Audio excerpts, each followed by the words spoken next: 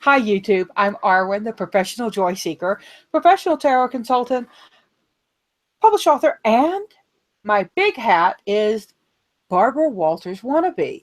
Because as you know, I am trying to interview the world. And I recently talked to somebody about we were talking because of the cartomancer, and I thought she would be an amazing guest. So I thought I'll just ask her. You know, you never know. You just have to keep asking. That's my sales background. You have to get a lot of no's to get one yes. So I asked her, and amazingly, she said, "Heck yeah!"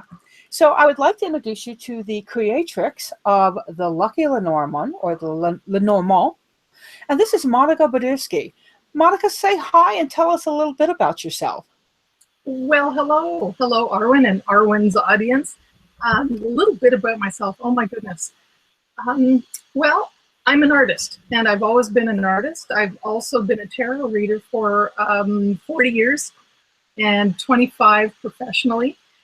And I combined art and spirituality in making my own oracle deck. I teach earth-based spirituality and mentor groups of women. I just really like combining art and spirituality. I think that's my biggest thing.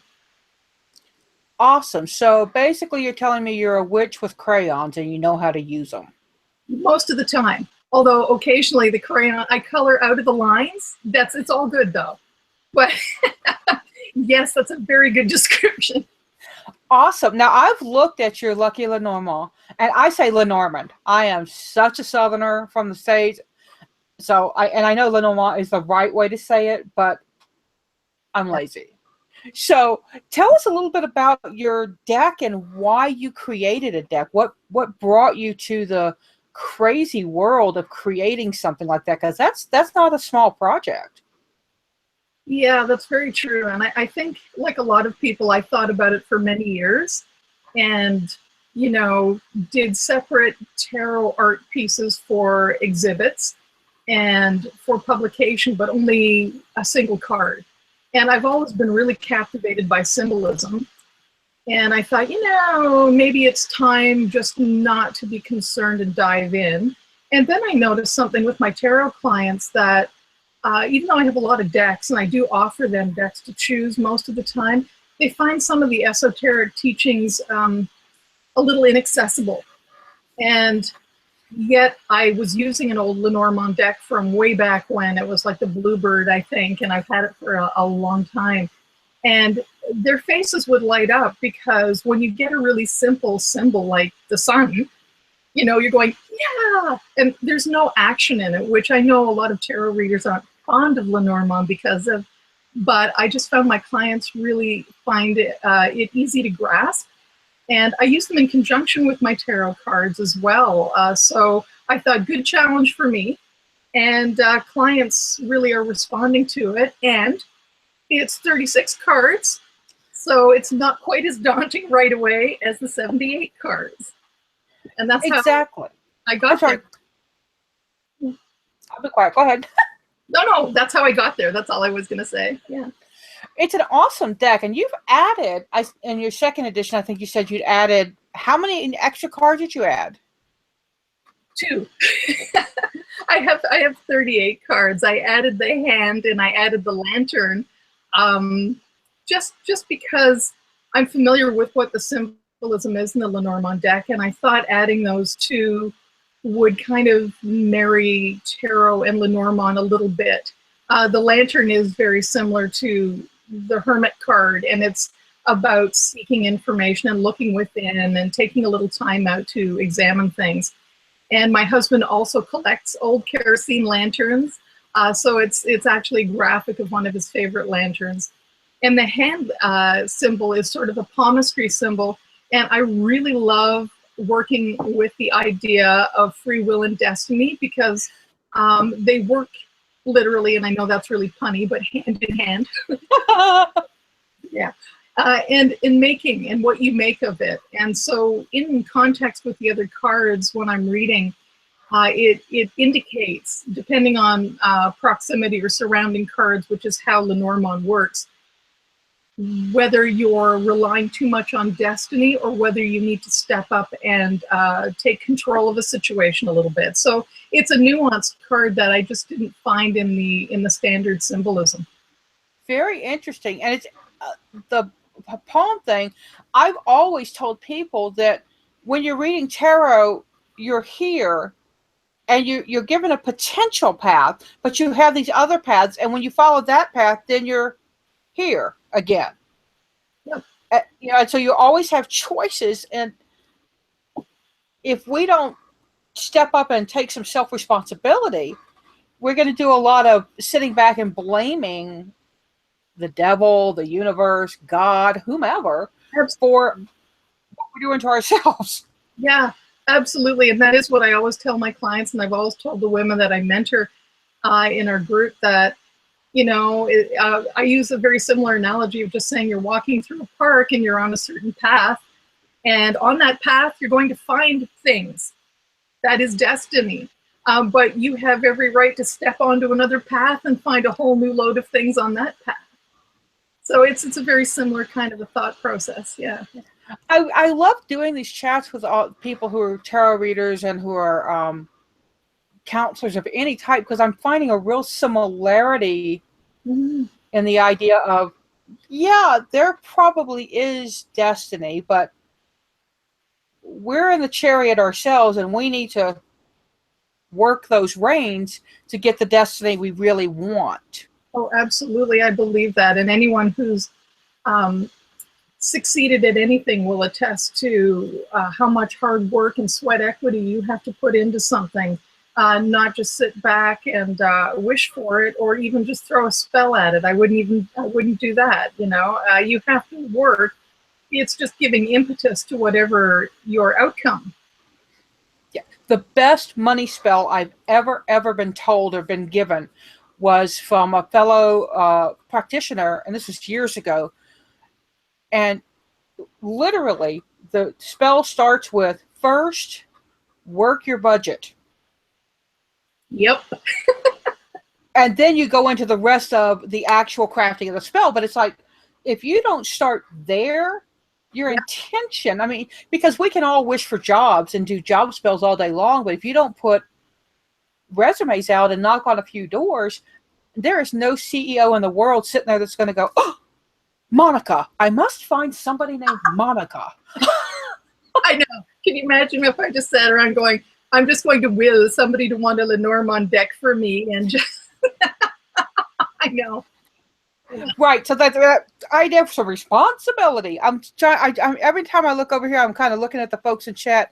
Hi, folks in chat. Oh, Veronica Rose was here, but forgot an appointment. She's one of our down under friends. She's from Australia. Now, do you work with people only face to face, or do you do video chat or emails or phone? How do you work your practice? I have a lot of people word of mouth over the years, and it's very steady business. And I'm really, really grateful that it's what I would consider a very high quality of clientele, because only the really good folks are recommending people that they know. And it just seems to have taken off, as opposed to other times when I've had, you know, walk-in folks, and sometimes the usual troubled folk may enter the picture. But so I have a lot of people come over for appointments. I'm very comfortable with, clearly. And on the phone, I'm good with the phone. I'm good with Skype. I like to see people when I'm giving them readings, but I'm fine with email readings too. I just have to take more time to be absolutely explicit, since they haven't invented the tone checker yet for emails. And I include photos of the cards I'm using, because some people are very visual and they don't realize that it would have a different impact on them if they could see the symbolism. So I include that. So I'm comfortable with all of those, actually. Awesome. And I tell people, the reason I want them to see a card or to talk to me, because most readers that I know, we engage in, conversations with our clients, but I want them to look at these symbols, because a dog in tarot, like the 10 of Cups with the happily ever after, a happy couple, white picket fence, 2 kids and a dog, some people are afraid of dogs, and so dog can represent a fear for them rather than a loyal companion. I happen to have 5 loyal companions, so Wonderful. Nice. it is, unless they're barking at a leaf in the next town that's fallen. I hear you. But so symbols and the idea of symbols. Well, as an artist, that must be a huge thing for you. I mean, would you draw, if you drew a bird, would you draw a color? Would you choose a particular bird, and why? I mean, those would be the questions I would always want to know. Yeah. Yeah, for sure. And I think it's important. And I do, when I offer readings with my Lenormand deck, I tell people sometimes, because they're unaware, and that's okay, why I chose the woman and the man card facing in opposite directions. Because when you're doing the grand tableau, if they're facing each other and there's a relationship question, or if they're facing away from each other. So yeah, I spent a lot of time picking symbols and particular birds, as you would say, for a reason, and particular colors. And it's nice when people can actually see those and interact that way. Yeah, when Lisa Hunt and I were doing the fairy tale Lenormand, we really, I mean, we discussed so many things about it, and because of Lisa's beautiful style, it's very engaging and there's lots going on. So we had to get really focused on making sure that the symbol of the Lenormand card popped. Right. And it's harder than one might think. And I'm no artist. My stick figures don't even look like sticks. So, But now, what is your favorite tarot deck? Are you a Marseille reader? Are you a Thoth reader? What's your current deck that you read with when you do use tarot? I really kind of have a couple of go-to decks. I think I really like the graphic quality of the Aquarian tarot, the Palladini tarot. It's just very clean, and I just really enjoy it. And I also like the Morgan Greer deck, and not a lot of people, like, I don't generally, I read Marseille for myself, but I really like Morgan Greer. It's just a great deck, and I think I had it for so long, and you just develop a certain attachment to it. But I'm like a lot of folks, I collect way too many tarot decks, so I have to confess. Yeah. But those are wonderful. And Lisa Hunt, I just wanted to say I absolutely adore her artwork, and I like her Ghosts and Spirits tarot. And it's just a wonderful, intricate deck. And I do a lot of watercolor, and I have lots of detail in some of my work too. I really appreciate that work, but I understand the challenge as well. Yeah.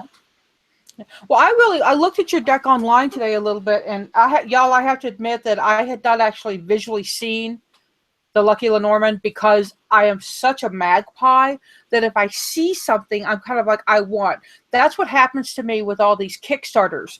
I was on Instagram and saw this little creature go by, and I was like, who is that? What is that? Oh my God, must have. Yeah. And ended up backing it. I've just recently backed 2 decks. I've got to get off Kickstarter. I hear you. Yeah. But there's so many deck collecting. Somebody asked me if there was a 12-step group for deck collecting, and my response was, yes, we call it a tarot swap. Exactly. And there's so many of them on Facebook and other places, and there's a reason for that. Do you think that the whole Age of Aquarius thing, right? Yeah. There's a whole big debate on when it started, if we're in it. But for me, we must be in it because of the amazing burst of intellectual creativity we've gotten. We've gone from 1980, when I first started looking at tarot, from maybe a dozen different decks we had, and we're in the hundreds now. Oh, I know. It's I agree with you. I think it is that age for sure, and I think it's interesting too when I speak to some of my students that we talk about the Industrial Revolution was one thing, but now we've had the technological revolution, and it seems to me people are really enjoying handwork again too. They already seem to have come back to wanting to be able to hold things and the value of physical objects, and finding things like albums neat again and cards, and that you can make your own, and self-publishing. It's anybody can do their own stuff now. We have that with you know printing small quantities of things, and you can take that power into your own hands, just like self-publishing anything. And I think it's wonderful. I've never seen so many decks by theme, just a variety of artwork, hand-drawn to really slick. And yeah, I think it's fantastic. It just warms my heart. Yeah, and one of the first self-published decks that I can remember hearing about and thinking, wow, that doesn't come from a company, was the Blue Rabbit, or yeah, the Nikisha Vanderhoven. Sorry, Nikisha. Yeah. And she's done several of the smaller decks, and then Beth. See, why does everybody have to have a hard name? Beth Silent, she did her a couple of her decks are self-published, and then Shipper, of course, took some of them and published them. Like Blue Cat, her Blue Cat Tarot remains one of my favorites because I grew up with Siamese. So the fact that it's a deck based on a Siamese cat, yeah. It's got my name all over it. Now, what do you have on board for other creative products? Do you have any other decks you're thinking about? I know the Lenormand's, the Lucky Lenormand's only been out, what, just under a year? Well, I had 2 editions. I had a first edition that came out last end of July, early August, and it sold out, although there's probably a couple of decks left in 1 or 2 retail locations in Toronto. It sold out for me in October. So in the new year, I published the 2nd edition, and it came out in January. And I'm working, it's doing well. I still have decks, but I'm kind of saving them for a conference or 2. But I'm working on a tarot deck right now. The Sanctuary Tarot is one of them. And the other is a Victorian Seance Tarot. Oh. And I'm doing watercolor paintings. Yeah, so I'm kind of like diving into those, and the watercolors are pretty intense, but I'm really enjoying it. Yeah. Fabulous. Now the Victorian Seance makes me just like way perk up, because I don't know if she would be considered Victorian era or not. She was an American woman, but her name was Sarah Winchester, and she was the widow of the Winchester rifle family. And she went to. Right? Have you been to the house that's in? No, I've just seen it, and I just thought, oh my gosh, that looks like just such an insane house, and so interesting and wonderful. I'd love to go visit it. I've been there. I actually went. It was Halloween, and they had a flashlight only tour. Normally they have all the lights on, but they had a flashlight tour, and so I went with a couple of friends, and we were pretty silly. And I would love to say we were young, but it was only like 10 years ago. But my take on it, Monica, was that this woman was in deep grief. She had lost her child and her husband to leukemia or flus, but it was a disease that took them, a wasting disease.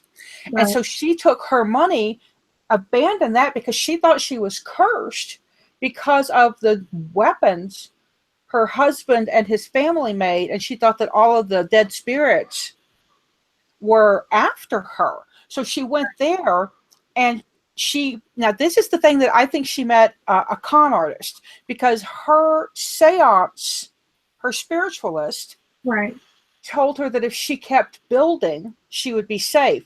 And I would love for somebody who did, investigative mystery genealogy to look to see if there was any connection between the spiritualist and the contractor. Right. Yeah, I wouldn't doubt that somehow.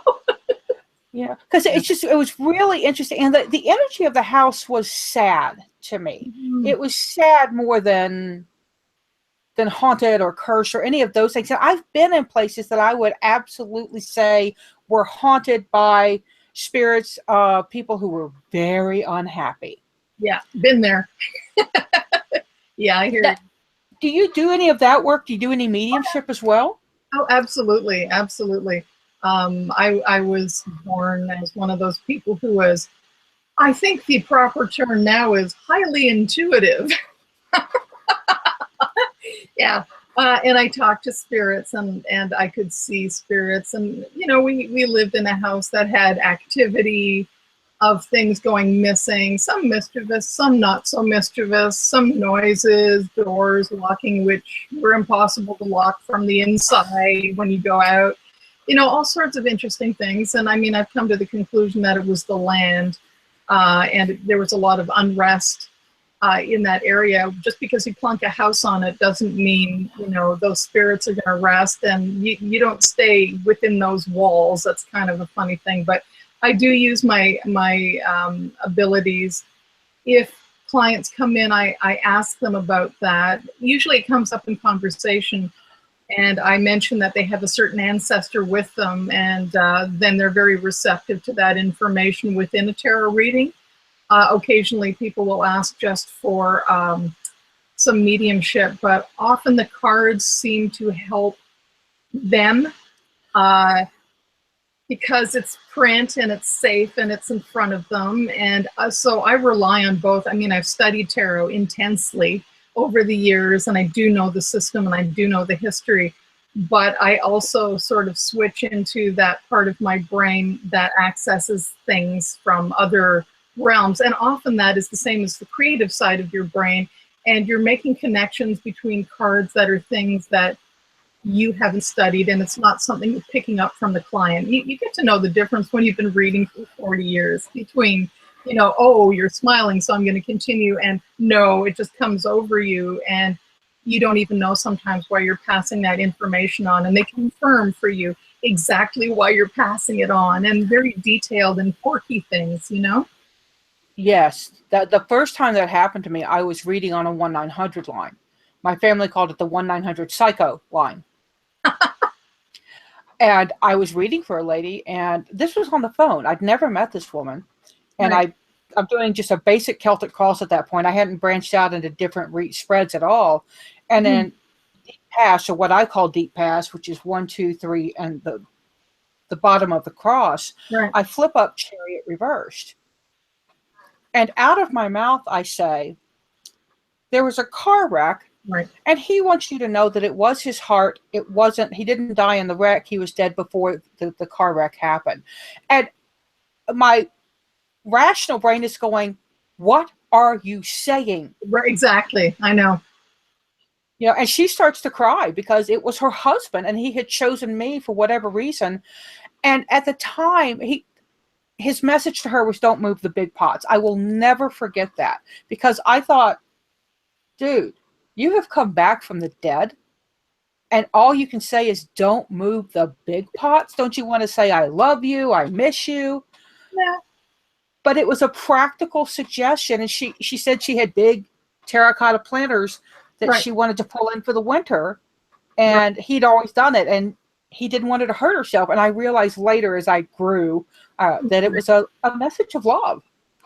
Yeah, and not only that, when I get those types of messages too, and people are quite surprised by what I'm telling them, I also mention that, listen, it's your loved one's way of letting you know that you're not being scammed, because it's a detail about you and your life that is a message between the two of you. It doesn't mean anything to me, and it just seems to impact them and really confirm that you haven't just made something up, you know? Yeah. Now, one of the questions I ask everybody actually falls into this, because I tend to ask my guests, do you have an afterlife in your belief system? And I know for me, the spirit messages kind of confirmed my belief, but do you have an idea or a concept of what an afterlife would be like in your belief system? I do. I do. It's a very unusual kind of it almost gets down to molecular for me and gets into quantum physics. Not to be a total nerd here, which is maybe it's an odd combo with spiritual beliefs, but I really believe that our consciousness just expands into the particulate in the universe. And I feel like people can be everywhere and nowhere at the same time. It's beyond the time and space as we know it. And I often feel that people will manifest when you think of them. They're not just hanging out 24/7. They're coming to you when you think of them because they sense that you need them, and especially ancestors. And then they might just dissolve into the ether again. I feel that they're at rest, but they can be in many places. The interesting thing was I had an acquaintance of mine sort of confirm that, because he had been struck by lightning and technically dead. And when I told him that, because it was just in conversation, he jumped out of his chair practically and said, "That's what happened." He goes, "I was dead, and while I was dead, I was everywhere and nowhere." He goes, "You described where exactly how it felt, that I could be in all these places at once, but I knew somehow I wasn't in any one of them." So it was a very hard thing for him to reconcile, and it wasn't scary. It was just a dissolving, in a way, is how he described it. So Wow. that's sort of, not to get too heavy there, that's sort of how I feel about it. No, I talked to somebody and they had a similar idea that when we die, we just kind of go, and when we come back, we may not come back with completely the self that was before. We may be bringing in other selves. It was a really interesting, I can't remember who it was now, of course, because I have a memory like a sieve. Um, but it was a really interesting concept, and that's one of my favorite things to find out from people, because I think a lot of us want to know what's next. Yeah, absolutely. I agree. And I don't know if that's, none of us will know, totally. It's just a feeling and a belief that I have, and not to discount other people's beliefs. I just don't really feel, because of my own contact with a lot of spirits, that people are necessarily trapped. I think they're choosing often to hang around, Yeah. Some of them just, it's a habit, but there may be a transition period where people aren't quite aware that they've passed. I do believe that, but I don't think that they're necessarily stuck and that we need to show them the door, so to speak. It just doesn't sit 100%. Yeah. And I agree with you on that. And I've kind of, my belief there has kind of grown, because I used to be of the, if you're dead, you need to be gone. And then if you're dead and you want to be around, okay. And then even the dead aren't in my hula hoop, so I can't control them either. Yeah. No, I think there's plenty of room for dead and living. And, I sometimes find it easier to talk to the dead ones. Word.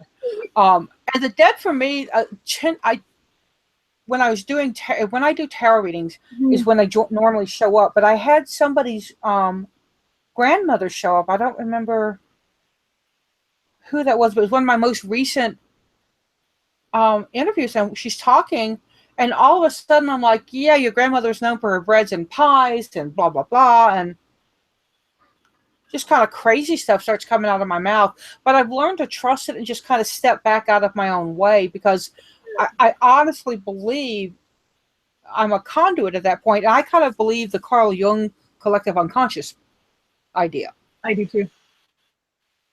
Which fits really well when you're working with symbolism and tarot. Yeah. Well, yeah. I picked up a book. I was given a book for review. It's called A Circle of Women. And it's about the women, Maria von Franz and the other women that Carl Jung taught. Right. And in that book, I learned something I didn't know, was that he was corresponding with Dion Fortune. Right. That's interesting. And I was like, and the archetypes and or archetypes. How do you actually say that? I've always said archetypes. What is the right pronunciation? It is archetype. Oh, good. You're right. So let me ask you, how did you ever hear the word witch in your worldview? I mean, even as a kid, how did that word show up for you? Was it a cartoon, a crazy neighbor? Where did it? Yeah, well, we had a few of those, but they were mostly religious. My parents were very non-religious. We didn't ever go to church, and they encouraged me to find my own spirituality. All they said was, well, we don't have a particular belief system, but we certainly believe that there are things that we can't see in higher powers, and they just left it at that. And because of when I grew up, like 100 years ago or so, Hey. there was a lot of pop culture. So I grew up with, Bewitched and with the Ouija board, and those things were called games and toys and harmless, and the Addams Family. And, I was a little bit too young, mercifully, to stray too far into the hippie era of things. But I used to take out this book when I was a kid. It was a patchouli soaked, naturally, book on witchcraft. And I was, a very avid reader when I was a kid, and I just loved to read everything. And I'd start to read these things, and because my parents didn't particularly talk about psychic things, it disturbed them. I found out later why, because the whole family is filled with them and they were trying to escape it. But, when I was reading about stuff, I went, oh, hey, so you pick up objects and you can get impressions from them. Oh, you can do this. And then this woman who wrote it, and I can't remember who wrote it because I was only about 10, she was a witch. And so it gave me an early idea of what a witch was. So I identified, because every chapter she discussed, tarot cards, the Ouija board, manifestations, seeing spirits, was something that I could relate to. And so I thought, oh, well, I guess I'm a witch. And I was very quiet about that through a chunk of my life because, well, people don't really like that word so much. But recently it's taken on, at least here in Toronto, quite a political feminist meaning as well, about women and women's power and women's strength. And it includes Wiccans, witches, pagans, wise women, and wise women traditions of herbalism and just lost arts. So I think witch is a very broad term that encompasses that. And I guess I am more practical than religious. So I wouldn't call myself Wicca. I would say, if you need something, get an herb to make a tea for it or do a spell. And, it's very practical, I guess. Now, the book you were talking about, was it an autobiography kind of book? Where she was like, my life as a witch kind of thing? It may have been, actually, yeah. Because when you were talking about it, I read a book,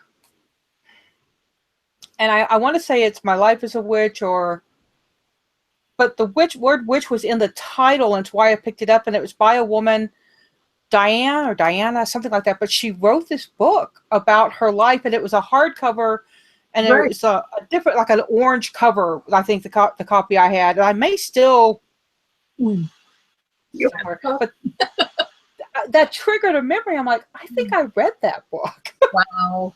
That could very well be it. I probably know if I saw it, but it was a hardcover book, and it was, and I'm not kidding, somebody had spilled patchouli through a couple of the pages. They were all stained, but, it's like now I will perpetually associate patchouli with being a witch. So.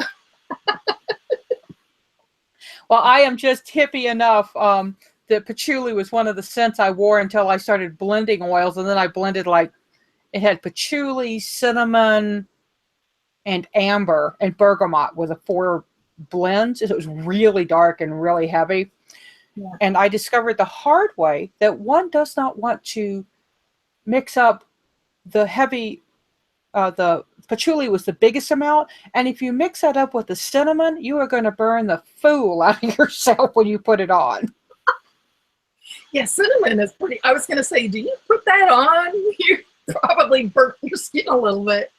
There is a an urban myth. I'm not going to say it's true about me teaching people how to cast a circle, and I grabbed the wrong bottle, and I thought I had patchouli again and had cinnamon, and we all did. I inscribed pentagrams on everybody's forehead as part of the casting. Yeah, we had flaming pentagrams. Oh, wow. You must have needed some serious energy, that's all. Woo! I don't know that some of them ever forgave me for that. It hurt. I can still feel it, when you think back to it, put yourself in that body memory. Wow. So let me ask you this. Now, you know that I do green sauce, red sauce. Is that a thing where you are? Was that a good question for you, or is there a different one? Because we also talk sauerkraut, purple cabbage. Because Toronto is this insanely diverse foodie mecca, you can talk about any kind of food. I don't even know whatever you'd like to know. So I want to know, red sauce or green sauce? Copious amounts of both if they're hot. Hot and hotter. I love hot sauce. I love habanero peppers and jalapeno. Scotch bonnets are a little too much for me. Ghost peppers are so cool because they're called ghost. So I probably lean a little towards the red sauce, though I have to admit. I like smoky sauces. Yeah, and I'm more of a green because I like the bright, and that's the only way I can think to describe what we have is green sauce down here, because it's tomatillos and Hatch chilies. Right. So, and we're going to the Hatch Chili Festival this year. You hear me, universe? So, now let me see. This is a fun one. Okay. Deserted island. I am going to dump you on a deserted island, Monica, and you can only take 5 magical tools. What do you take? A sketchbook, a pencil, a cauldron. Let's see, a wand, and watercolors. Nice. Okay, I know this is cheating. That's a 6th extra, but my watercolors have a brush in the packet. Okay. That's okay. All the writers are like, a journal and pen. That's one item. Okay. Yeah, the sketchbook and pencil. Right. Okay. Now, what about herbs? I usually ask people, give me 3 herbs that do double duty that you would as soon pick up in the kitchen as in the altar, the working craft room. Or seasonings.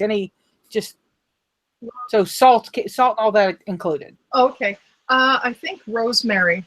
Rosemary's a big one for me, and lavender too. I love lavender cookies and lavender tea, like people who bake with lavender. It's so cool. So lavender, rosemary, and what else do I use? I use so many herbs, my goodness. I find lemongrass is a really good one too. Very good. You're the first person that I think has put lemongrass in there. So yeah. Yeah. Now, did you ask me a certain number, or did I just sort of mumble on a few? No, you did. You did 3. 3. Now, do you have a favorite cuisine? Do you have if you're, told you can eat anything you want, what's your favorite meal? Oh man, I'm a real mood eater. Like when it's hot, seriously. And I don't just mean overeat. I just mean when it's hot, I really do gravitate towards salads and crunchy vegetables and fruits. And as soon as it gets cool up here, it's like I just go on some kind of crazy carb fest, like a bear, and wait out the winter. So I'm not terribly picky with food. I love sushi. We have a lot of Japanese cuisine up here, and a lot of fresh sushi and sashimi and miso soups. That is good for me any time of year. I love hot and spicy foods too. We have some great Mexican restaurants like Auténtico, and I really love them. That's one thing we're blessed with here in Clovis. In fact, today was Pozole Day, and it's Monday and Wednesday is Pozole Day. So you can only get it on those days. And the restaurant up here, it is just so yummy. So Nice. yeah. Now, let me see what else questions we have. Oh, let's see. Dum, dum, dum. Now, let's talk about deity. And I caveat this with some people don't like to name their deity, and that is very cool. I actually happen to be one of those.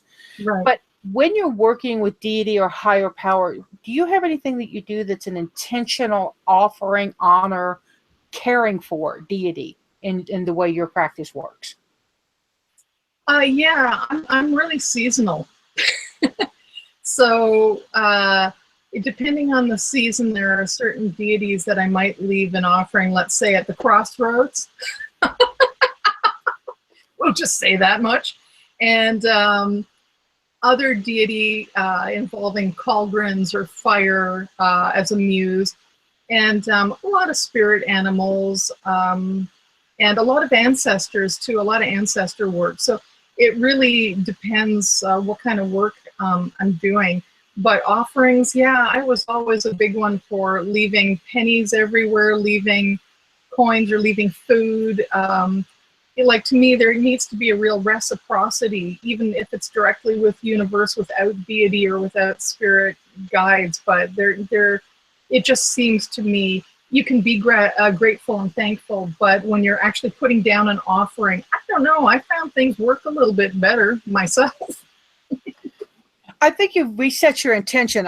The chat has stopped, y'all. So if anybody's chatting at me, can somebody say hi in there? Becky, if you're in there, say hi.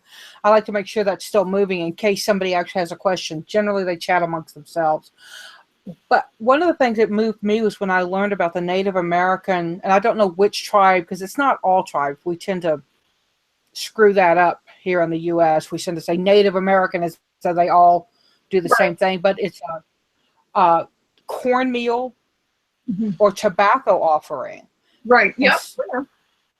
You know, and I really like that it, and cornmeal for me, the feel of cornmeal on my hands, it does something to me. I can't really describe what it is, but there's a sense I get from it. Yeah, I understand that texture and feeling too. I'm clearly non-native here. I am a European, first generation Canadian, but as fate would have it, I was part of the First Nations community here in Toronto and worked at the Native Canadian Centre for many years and volunteered.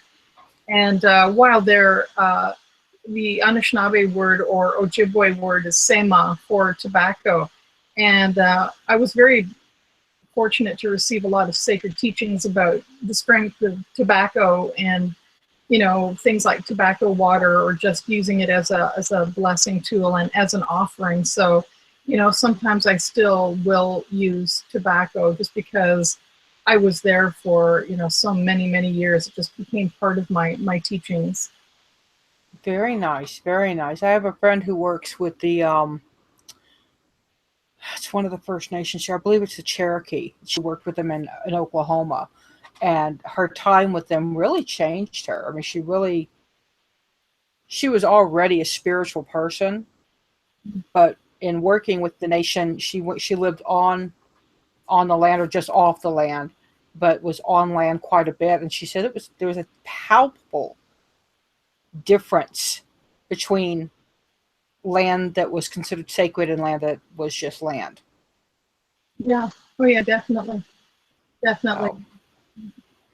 Well, let's look. We're getting kind of close to the end. Darn it. I hate that part. Went so fast. Right? I'm like, how can it have been 45 minutes already? That's not possible. Name something that always brings you joy.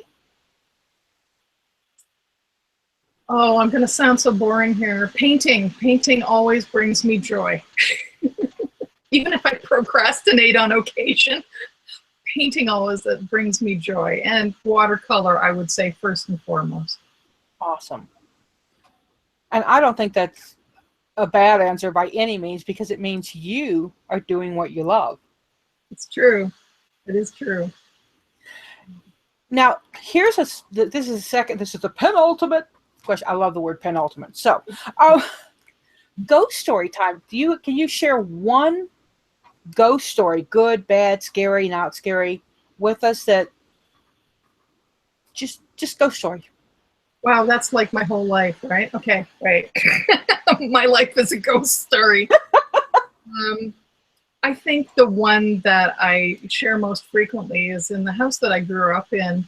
When I was a very, very small, like 3 or 4 years old, I didn't want to go upstairs. We had a little split level home in a working class neighborhood. And most kids are afraid of the basement because it's dark and, you know, there's spider webs. I loved the basement, but I had a little bit of a hard time going upstairs. Like I would just stop. And now nothing ever happened up there that I ever knew of. It was a bright, you know, home. My brother was up there. He wasn't spooky at all. And there was an extra room. And I just wouldn't go up there day or night. I just couldn't stand it. My mom used to get frustrated. You know, that, and there were noises up there all the time and banging when I was alone in the house. Radios would turn on and off. Our dog, we had a family dog. She'd be at the bottom of the stairs, like barking and growling, and her hair would stand up. And I'm going, okay, that's bad. There's no one up there. And the dog knows, you know, I'm not just hearing this. And it wasn't until much later, you know, when I was probably about 28, 29, that I asked my mom, who was reluctant to share. I said, okay, Ma, I said, you know, I've been out of the house here for a little bit now, but I got to ask you, the upstairs still creeps me out. And there was lots of noise, and she'd heard it too. I said, what was going on with the upstairs? Like, did people die in here? And she said, no. She said, but before you were born, there was a tenant up there. And it was like a rooming house. They just let him have the room. And he never came back one night. The police came to my parents' door and asked if he'd come back, and they said no, he wasn't there. And his car was out front. The cops at the time did not want to share why. They didn't say anything else. They just showed up with a tow truck, and they took his car away, this tenant's car, and never said a thing. And you know, like a lot of kids in the early 70s, I played around with the Ouija board. We'll leave that for a whole nother day. Oh yeah. The name Delaney came through on the Ouija board. And sure enough, you can guess the end of this story. My mom told me that tenant's name was Delaney. So he was just hanging around there for a while, and it wasn't the nicest energy. And I found out later from my mom, yeah, he had a strange look about him, and he would just, smoke and drink in that room, and they weren't happy with him being there. And as it turns out, he kind of vanished. But he was there, and I heard him for years. And I got this sense that he had done something really bad. So when you were talking about it, that's just what came across was the, Dexter kind of things. So yeah, and clearly the cops knew what happened to him. They didn't ask my parents a thing. They just said, so he didn't come back here at a certain time, and they said no, and they went, okay, no worries, and then towed his car away. So clearly they knew what happened. Right? Wow. There you go. There's my creepy Delaney story. That's a good creepy one. So now I have to look over my shoulder. So let me ask you the last question. And the last question is the advice question. And basically it's the my Miss Universe question. If you had the opportunity to offer one piece of advice to somebody just starting out on their own path, what would you ask them? What would you actually ask them? What would you give them as advice? I would say, take your time, but also listen to a lot of different opinions. Listen about different types of paths. Read lots of books. Ebooks included. Listen to people's, YouTube channels.